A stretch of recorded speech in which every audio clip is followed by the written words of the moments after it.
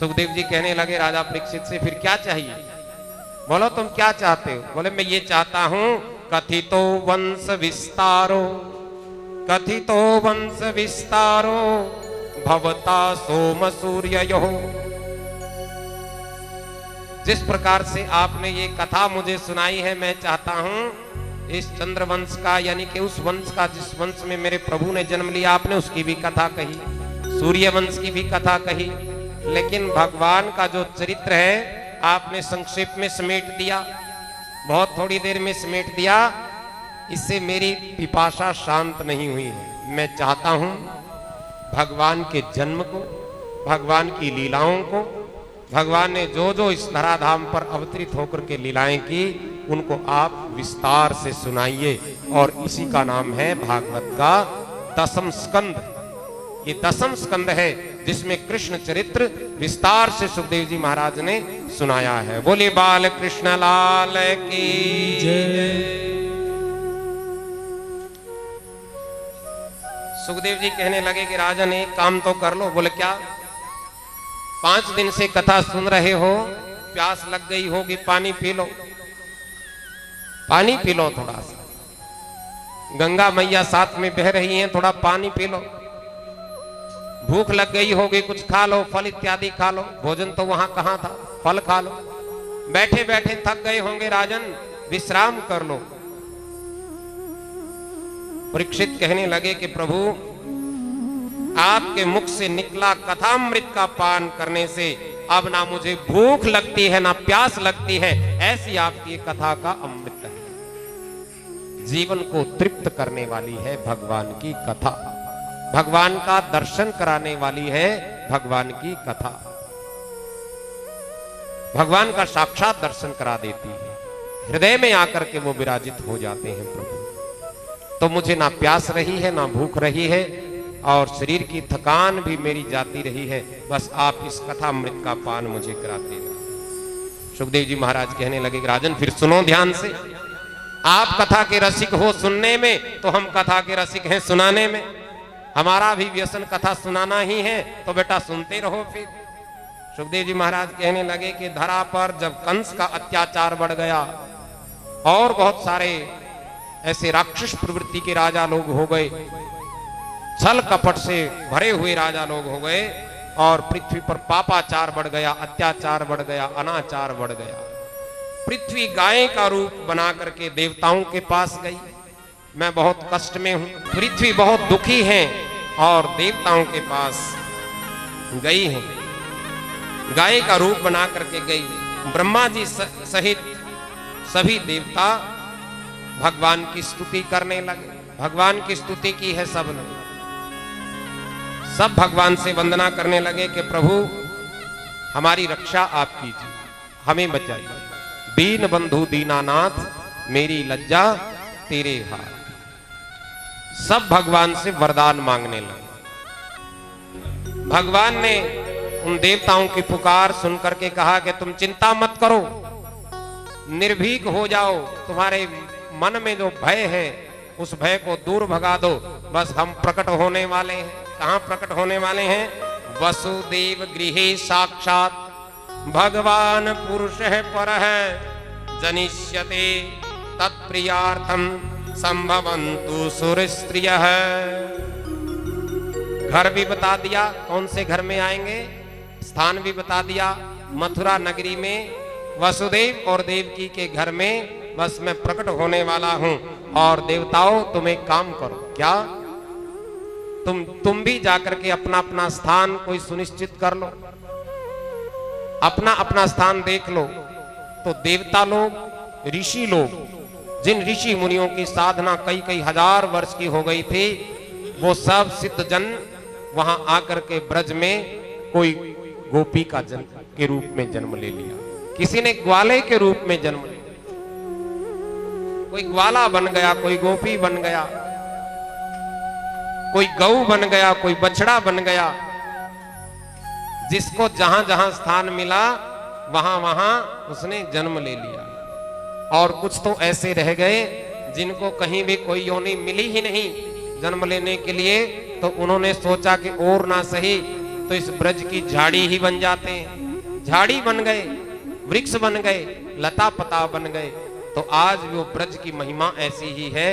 जो संत जन हैं, जो ब्रज के महत्व को जानते हैं, वो तो ब्रज के एक पत्ते को भी तोड़ना अपराध समझते हैं, क्योंकि वो जानते हैं कि आज भी इन वृक्षों में, इन लता पताओं में भगवान का ही, देव शक्तियों का ही वास है। तो सबने अपना अपना स्थान ले लिया। मथुरा के राजा थे उग्रसेन। उग्रसेन का बेटा हुआ कंस, और कंस बड़ा अत्याचारी था।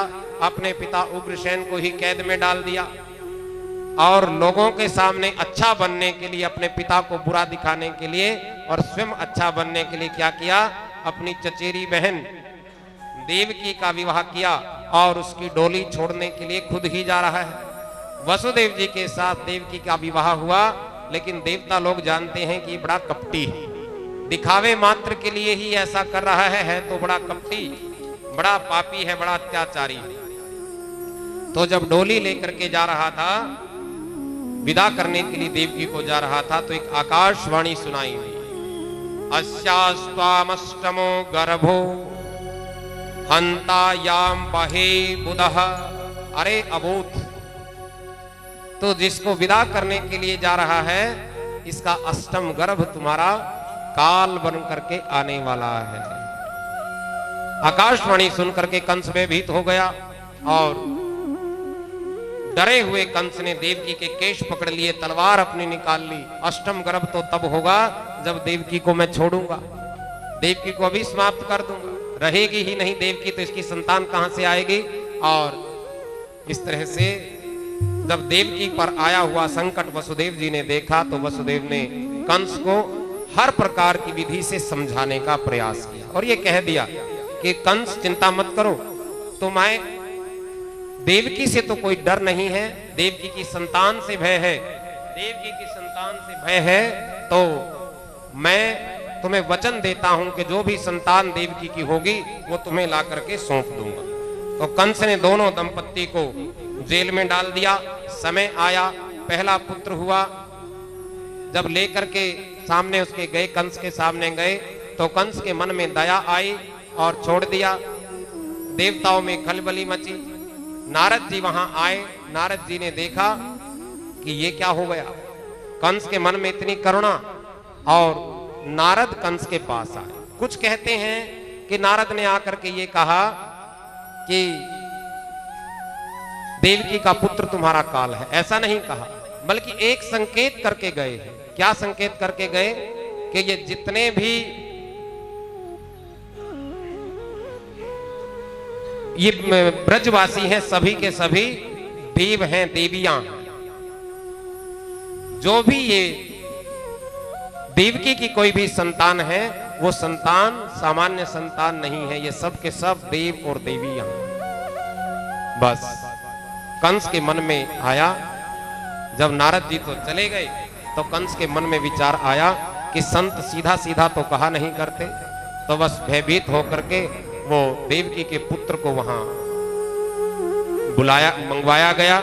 छोटे से बालक को, उस नवजात शिशु को लेकर के आए, और उस नवजात शिशु को मार दिया, पटक के, पृथ्वी पर पटक के मार दिया। ऐसे देवकी ने समय आने पर 6 पुत्रों को जन्म दिया है। 6 के 6 पुत्रों को कंस ने मार दिया। और 7वां जो गर्भ है, 7वां गर्भ संकर्षण विधि, संकर्षण विधि के द्वारा वसुदेव जी की एक पत्नी नंद बाबा की गोकुल में रोहिणी पत्नी है, वो रोहिणी वहां वास करती हैं, तो वो 7वां गर्भ वहां परिवर्तित कर दिया। तो 7वां जो ये गर्भ था, इधर तो लगा कि नष्ट हो गया, लेकिन रोहिणी के पुत्र के रूप में इसने जन्म लिया है। यही बलदाऊ जी महाराज हुए। बोले बलदाऊ जी महाराज की जय। और अब अष्टम गर्भ आया, तो भगवान ने योग माया से कहा कि हे माया,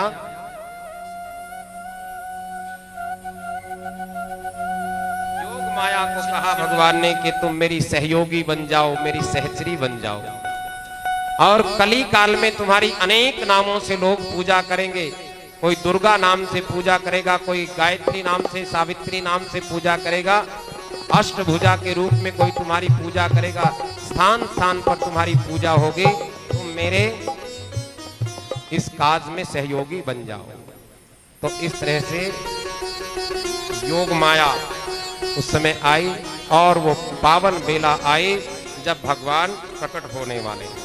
देवताओं ने माता देवकी के गर्भ की स्तुति की।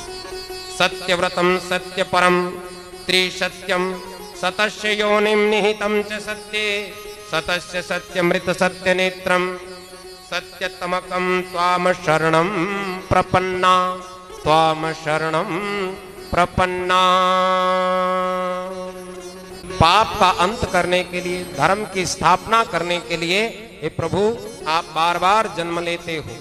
मनो वय भया मनो वेतर मनो देव क्रियायाम प्रतिगंथामिहि। और सब देवताओं ने जब इस तरह से भगवान यानी कि मां के गर्भ की स्तुति की, वो दिव्य बेला आई। यही पावन मास भाद्रपद मास कृष्ण पक्ष अष्टम तिथि रोहिणी नक्षत्र मध्य रात्रि का समय। और तदम अद्भुतम बालकमुस्ते क्षणम, अद्भुत बालक ने जन्म लिया। बोलिए बाल कृष्ण लाल की जय। अद्भुत बालक ने जन्म लिया। चतुर्भुजम शंख गदार योधायम, चतुर्भुजी नारायण के रूप में बालक ने जन्म लिया। देवकी वसुदेव ने भगवान की स्तुति की और भगवान ने बस कहा कि पिताजी मुझे यहां से आप लेकर के नंद बाबा के गोकुल में लेकर के चलिए। गोकुल में लेकर के नंद बाबा के गोकुल में वसुदेव जी महाराज चले।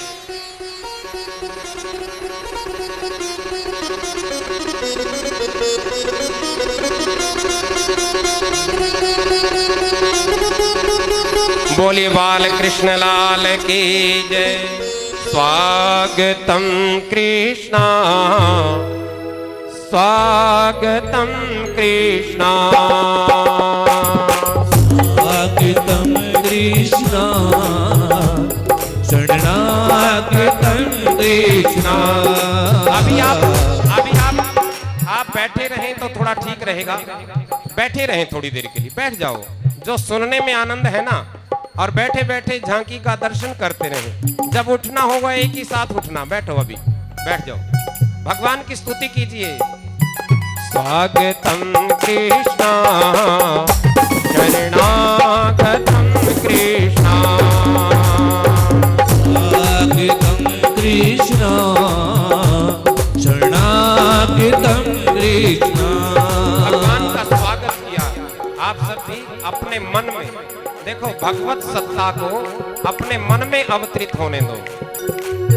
आओ आओ कन्हैया नंद लाल जी, मेरे प्राणों से प्यारे गोपाल जी। आओ आओ कन्हैया नंद लाल जी, मेरे प्राणों से प्यारे गोपाल जी। मीठी मीठी ताली बजाते हुए बड़े भाव के साथ सब पुकारिए। आओ आओ कन्हैया नंद लाल जी, मेरे प्राणों से प्यारे गोपाल जी। आओ आओ कन्हैया नंद लाल जी, मेरे प्राणों से प्यारे गोपाल जी। मेरे प्राणों से प्यारे गोपाल जी, मेरे प्राणों से प्यारे गोपाल जी। मेरे प्राणों से प्यारे गोपाल जी। मेरे प्राणों से प्यारे गोपाल जी। मेरे प्राणों से प्यारे गोपाल जी। मेरे प्राणों से प्यारे गोपाल जी। आओ आओ आओ आओ कन्हैया नंद लाल जी, मेरे प्राणों से प्यारे गोपाल जी। दोनों हाथ उठा करके लाल जी, मेरे प्राणों से प्यारे गोपाल जी।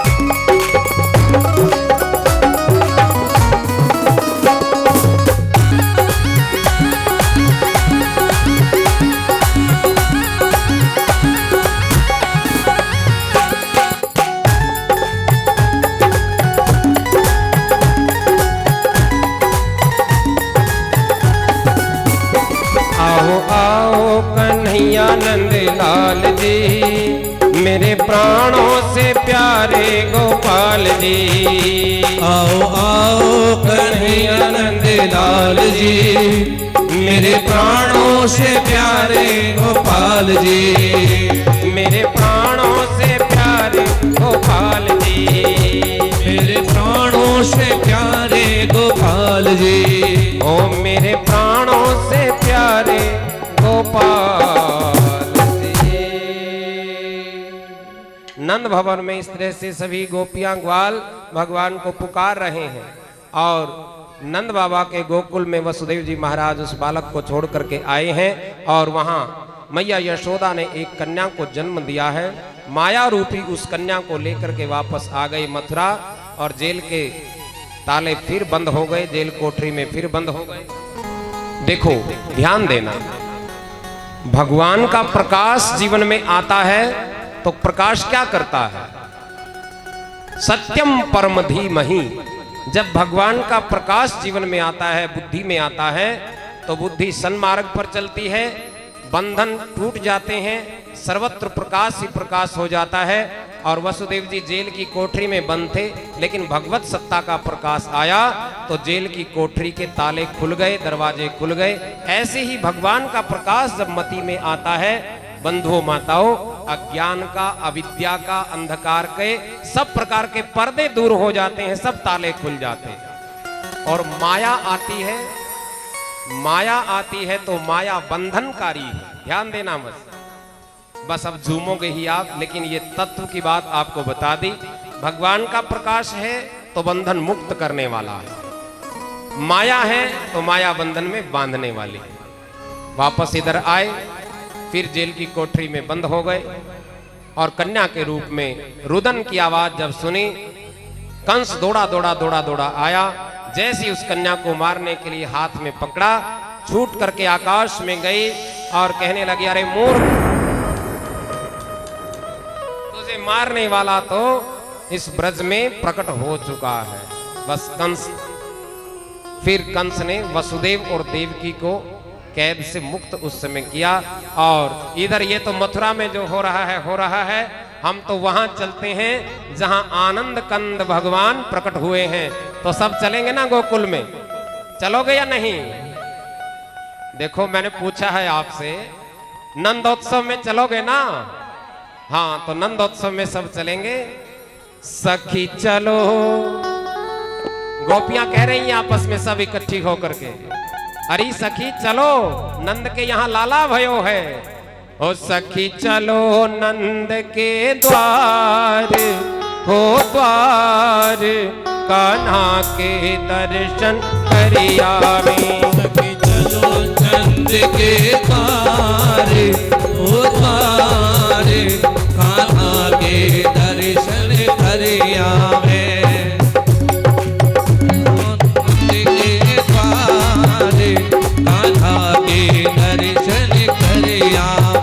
सखी चलो, सखी चलो, सखी चलो नंद के द्वार, हो द्वार, कान्हा के दर्शन करियावे।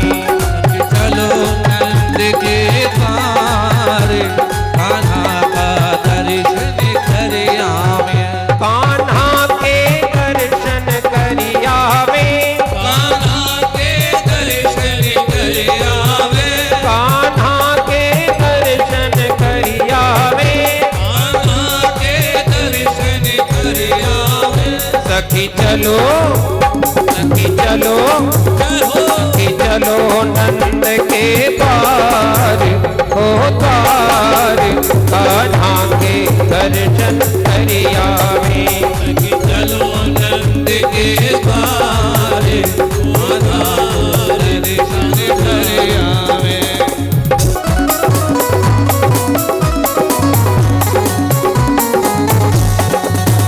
सखी चलो, सखी चलो, सखी चलो नंद के द्वार, हो द्वार, कान्हा के दर्शन करियावे। चली चली नंद के द्वार, हो द्वार, कान्हा के दर्शन करियावे, कान्हा के दर्शन करियावे।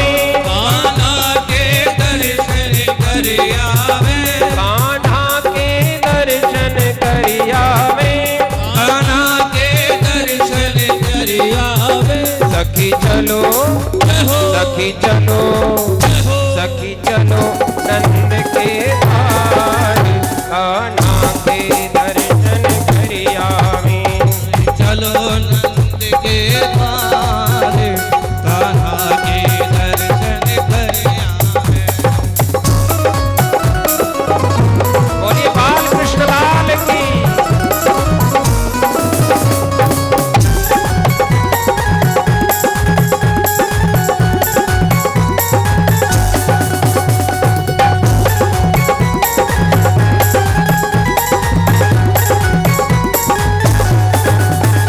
यशोदा ने लाला जायो है आले काना जायो है यशोदा ने लाला जायो है यशोदा ने लाला जायो है और देखो भाई ये जरूरी थोड़ी है कि नंदोत्सव में माताएं ही भाग लेंगी नंदोत्सव में तो इधर से भी सब भाग हो ले सकते हैं चलो सुरजीत जी खड़े हो जाओ यशोदा ने लाला जायो है यशोदा ने लाला जायो है घर घर में आनंद छायो है घर घर में आनंद छायो है यशोदा ने लाला जायो है यशोदा ने लाला जायो है घर घर में आनंद छायो है घर घर में आनंद छायो है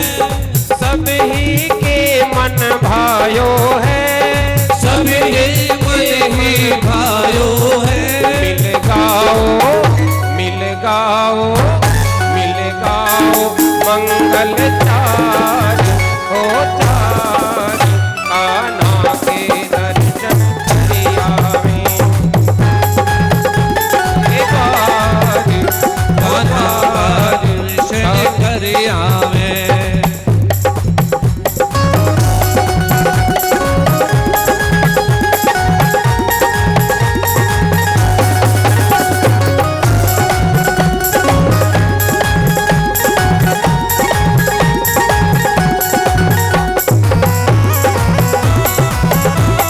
हरी हरी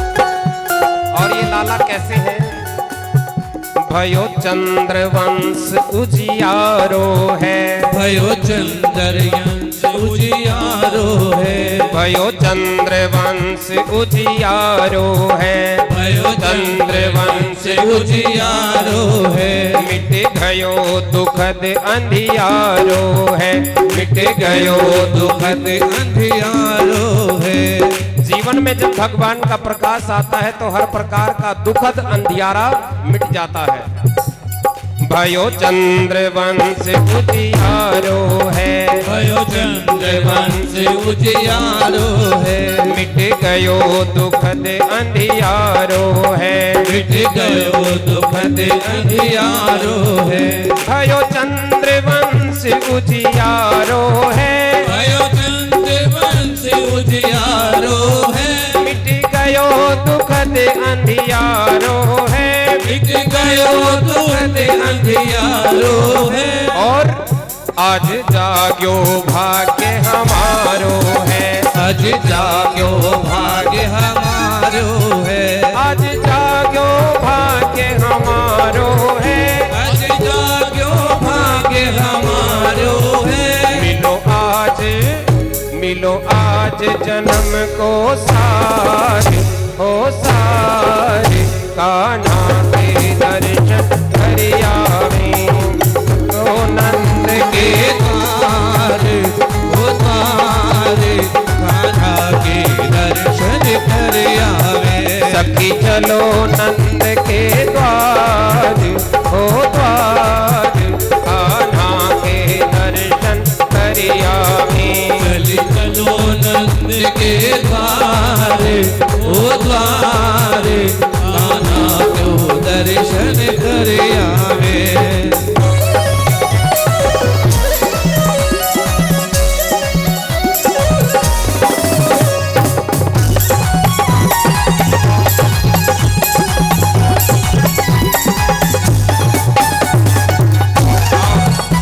और नाच नहीं सकते तो बैठे बैठे मस्ती में ताली तो बजा ही सकते हैं कम से कम।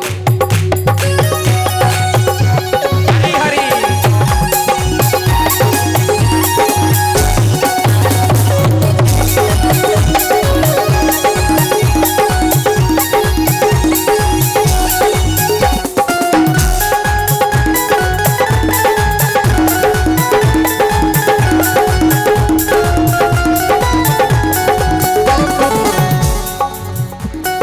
मिला नहीं सुख त्रिभुवन में, जो मिला नहीं सुख त्रिभुवन में, जो मिला नहीं सुख त्रिभुवन में, जो मिला नहीं सुख त्रिभुवन में, वो बिखर रहा ब्रज गलियन में, वो बिखर रहा ब्रज गलियन में, जो मिला नहीं सुख त्रिभुवन में, जो मिला नहीं सुख त्रिभुवन में, वो बिखर रहो ब्रज गलियन में, वो बिखर रहो ब्रज गलियन में, लुट